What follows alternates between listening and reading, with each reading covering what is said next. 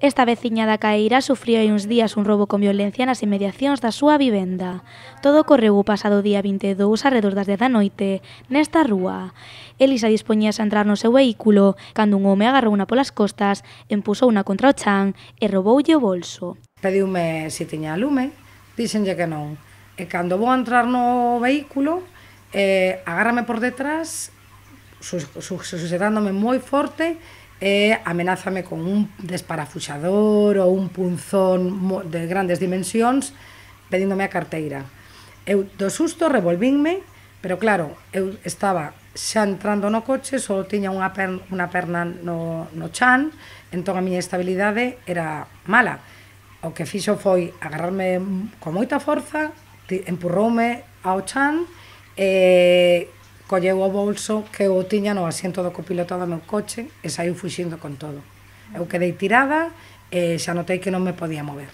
Tras este incidente, a muller tivo que ser atendida no Hospital Quirón Salud Miguel Domínguez de Pontevedra polas graves lesións que recibiu na perna e no brazo. Teño, pois, moitísima inflamación nos músculos e tendóns da perna e teño unha fisura nun oso da cadeira, o isquion, e que non podo camiñar.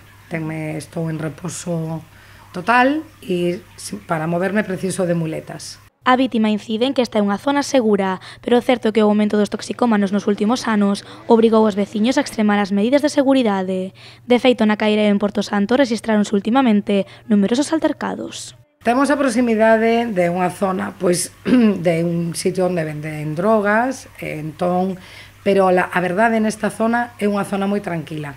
Estáse desplazando moitísimo todo estas persoas que suben para consumir droga, pois a outras zonas da Caeira, pero esta zona sempre foi moi tranquila, nunca tivemos ningún percance nestes últimos anos. Antiguamente si hubo algo, pero fai uns anos aquí é unha zona segura, moita xente chega a casa, hai moitos veciños, xente que pasea os cans, pero coincidiu ese segundo, ese minuto para min e non había ninguén preto.